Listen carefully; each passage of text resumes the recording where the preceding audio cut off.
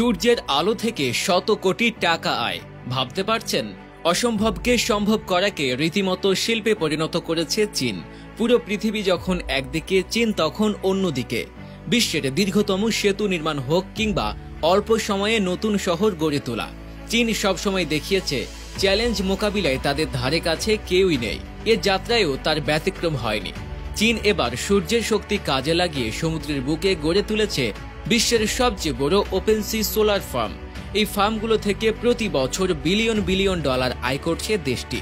চীনে গেলেই এখন দেখা মেলে সমুদ্রের বিশাল জায়গা জুড়ে সারি সারি সোলার প্যানেল। তবে যেন তেন কোনো সোলার ফার্ম নয়, এক একটি প্যানেল বিশাল নেটওয়ার্ক, যা কয়েকশো ফুটবল মাঠের সমান। সান্দ্রম প্রদেশের উপকূলবর্তী এই সোলার ফার্ম পৃথিবীর বুকে প্রথম ভাসমান নিদর্শন। প্রশ্ন হতে পারে, সব সোলার ফার্ম কেন সমুদ্রের উপর নির্মিত হলো? এর উত্তরে আছে চীনের অভিনব চিন্তার প্রতিফলন। চীনে জমির চাহিদা অত্যন্ত বেশি। সোলার ফার্মের জন্য জমি ব্যবহার না করে সমুদ্রকে কাজে লাগিয়ে তারা জমি সংরক্ষণের পাশাপাশি নবায়নযোগ্য শক্তির যোগানও বাড়িয়েছে। তবে সমুদ্রের উপর সোলার ফার্ম তৈরি করা সহজ কোনো কাজ নয়। ঢেউয়ের আঘাত, লবণাক্ত পানি এবং খারাপ আবহাওয়া, এই সব কিছুই প্রকৌশলীদের জন্য বড় চ্যালেঞ্জ ছিল।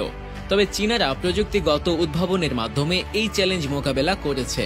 এই সোলার প্যানেলগুলো এমন উপাদানে তৈরি যা লবণাক্ত পানি ও সমুদ্রের কঠিন পরিবেশেও স্থায়িত্ব বজায় রাখবে। প্যানেলগুলোকে সমুদ্রের তলায় শক্ত অ্যাঙ্করের মাধ্যমে স্থিতিশীল রাখা হয়েছে, যাতে কখনো ঢেউয়ে ভেসে না যায়।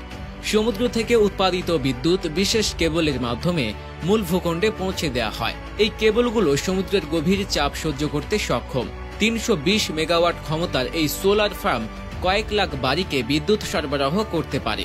এছাড়াও ওপেন সি সোলার ফার্মের কিছু অনন্য সুবিধাও রয়েছে। সমুদ্রের ঠান্ডা পানি প্যানেলের কার্যকারিতা বাড়ায়, আর এতে পানির প্রতিফলন সূর্যের আলো আরও বেশি মাত্রায় শোষণ করতে সাহায্য করে। প্যানেলগুলিতে এআই প্রযুক্তি সংযোজন করা হয়েছে, যা রিয়েল টাইমে পারফরমেন্স মনিটর করে এবং ত্রুটি হলে স্বয়ংক্রিয়ভাবে ঠিক করে। প্যানেলের নিচের জায়গাগুলো সামুদ্রিক জীবের আশ্রয়স্থলে পরিণত হয়েছে। এতে পরিবেশগত ভারসাম্য রক্ষা হচ্ছে। চীন আগামীতে এই ফার্মের আয়তন দ্বিগুণ করার পরিকল্পনা করেছে, যা 1 গিগাওয়াটের বেশি বিদ্যুৎ উৎপাদনে সক্ষম হবে। এই প্রকল্প শুধু প্রযুক্তির ক্ষেত্রেই নয়, বরং জলবায়ু পরিবর্তনের বিরুদ্ধে লড়াইয়ের ক্ষেত্রেও একটি বড় পদক্ষেপ। 2060 সালের মধ্যে কার্বন নিরপেক্ষ হওয়ার লক্ষ্য নিয়ে চীন যে এগিয়ে চলেছে, এই সোলার ফার্ম তারই উদাহরণ। সমুদ্রের বুকে সূর্যের শক্তি কাজে লাগিয়ে চীন যেভাবে নবায়নযোগ্য জ্বালানির দিগন্ত উন্মোচন করেছে, তা কেবল একটি প্রকল্প নয়, বরং এটি একটি দৃষ্টান্ত।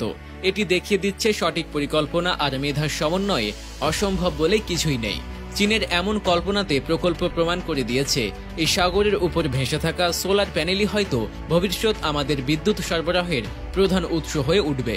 চীনের এই উদ্যোগ শুধু তাদের নয়, পুরো বিশ্বের এক সম্ভাবনার নতুন ভোর।